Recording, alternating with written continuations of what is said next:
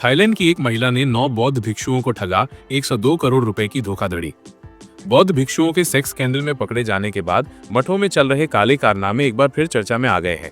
पहले भी इक्का दुक्का सेक्स कांड सामने आए हैं, लेकिन एक साथ इतने सारे बौद्ध भिक्षुओं के काले कारनामे उजागर होने से श्रद्धालुओं को भी झटका लगा है।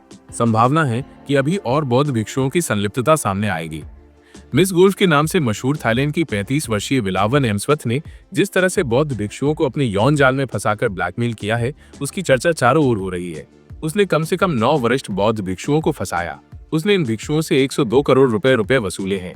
विलावन सेक्स करते समय भिक्षुओं के गुप्त वीडियो बना लेती थी। इन्हीं वीडियो से वो भिक्षुओं को ब्लैकमेल करती थी। जब पुलिस ने उसे गिरफ्तार कर जांच शुरू की तो विलावन के पास से 80,000 सेक्स वीडियो और तस्वीरें मिली। जिन भिक्षुओं के नाम सामने आए हैं उनमें ऐसे बड़े नाम भी शामिल हैं जिन्हें थाईलैंड के राजा ने राजकीय सम्मान से नवाजा था।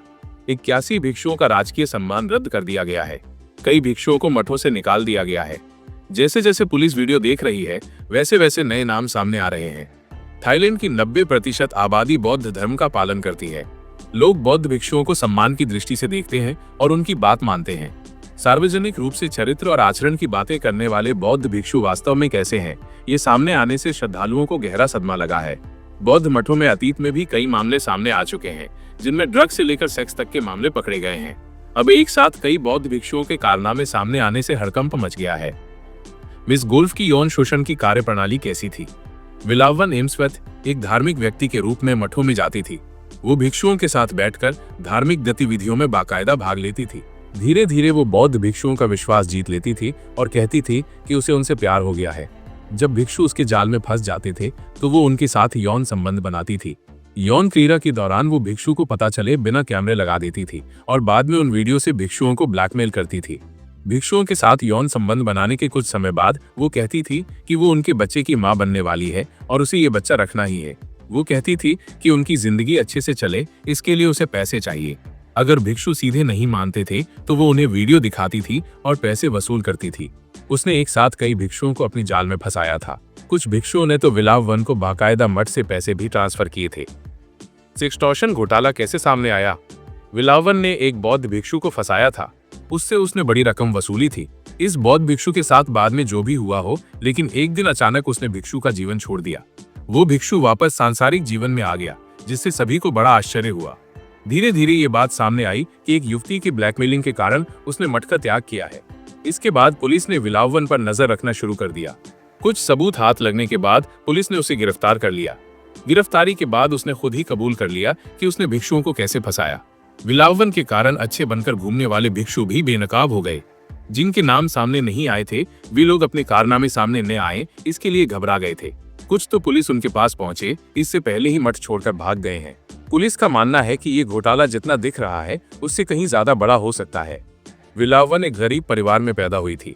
उसके पिता भरण पोषण नहीं कर पाते थे, इसलिए विलावन को घर से निकाल दिया गया था। विलावन सामान्य सेक्स वर्कर जैसी जिंदगी नहीं जीना चाहती थी। वो दिखने में सुंदर थी। अमीरों को फंसाने के लिए वो हाई फाई लाइफस्टाइल जीती हुई दिखती थी। वो गोल्फ खेलने जाती थी। बाद में उसे लगा कि अमीरों को फंसाने से ज्यादा आसान बौद्ध भिक्षुओं को फंसाना है। बौद्ध भिक्षुओं से मिले पैसे से उसने अपना आलीशान मकान भी बनाया था। वो ऐसे रहती थी जैसे वो एक बहुत अच्छी इंसान हो। किसी को अंदाजा भी नहीं था कि ये युवती कितने रहस्यमय खेल खेल रही है। विलावन के 3 बच्चे हैं। इन तीनों बच्चों को भी नहीं पता था कि उनकी माँ क्या काम करती है और इतनी कमाई कहाँ से आती है। तीनों बच्चों के पिता अलग अलग बताए जाते हैं। सबसे पहले बच्चे के पिता एक आरजे थे, ऐसा माना जाता है। दूसरे बच्चे के पिता एक शिक्षाविद थे। तीसरा बच्चा एक बौद्ध भिक्षु का बताया जाता है। वो भिक्षु उसका पहला शिकार था। इसके बाद उसे भिक्षुओं के साथ सहूलियत हो गई थी। विलावन हर रोज अलग अलग बौद्ध भिक्षुओं की करतूतें उजागर कर रही है। थाईलैंड की मीडिया में उसके बारे में बातें चल ही रही हैं। साथ ही बौद्ध मठों पर भी सवाल उठाए जा रहे हैं। धर्म के नाम पर पाखंड करने वाले बौद्ध भिक्षुओं के खिलाफ भी कार्रवाई की मांग उठ रही है। Sex tourism. थाईलैंड में वेश्यावृत्ति कानूनी है। वेश्याओं की संख्या 2.5 लाख। सेक्स टूरिज्म के लिए थाईलैंड की गिनती दुनिया के शीर्ष गंतव्यों में होती है। मनोरंजन के लिए पूरी दुनिया से लोग थाईलैंड आते हैं। थाईलैंड में सुंदर समुद्र तट है। थाईलैंड में घूमने लायक कई जगहें हैं। जो लोग वास्तव में समुद्री सौंदर्य का आनंद लेने थाईलैंड जाते हैं वे भी थाईलैंड की नाइट लाइफ देखने के लिए रंगीन गलियों में चक्कर लगाते हैं। भले ही वे यौन गतिविधियों में शामिल ना हो, लेकिन वे ये देखने तो जाते ही हैं कि वहाँ क्या चल रहा है।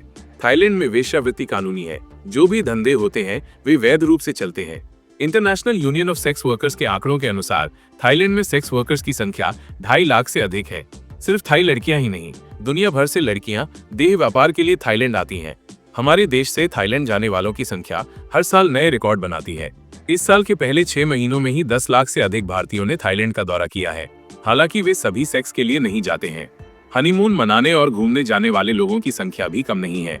थाईलैंड सेक्स ट्रैफिकिंग के लिए भी बदनाम है। थाईलैंड के सकल घरेलू उत्पाद जीडीपी में सेक्स टूरिज्म का हिस्सा 20% जितना है। सेक्स से संबंधित बीमारियों का भी थाईलैंड में एक बड़ा मुद्दा है। कई विवादों के बावजूद थाईलैंड का सेक्स टूरिज्म लगातार बढ़ रहा है।